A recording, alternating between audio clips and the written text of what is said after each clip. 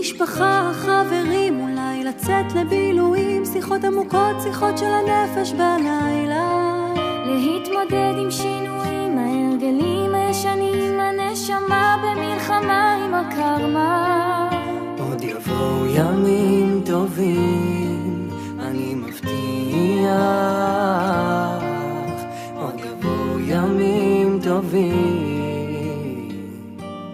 גם בשעות החשוכות של הלילה תמיד יהיה כוכב קטן שיעיר לך את עצמך, את הדרך הביתה. תמיד זה הכי חשוך לפני הזריחה.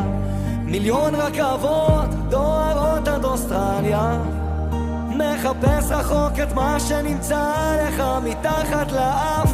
כל מכשול זה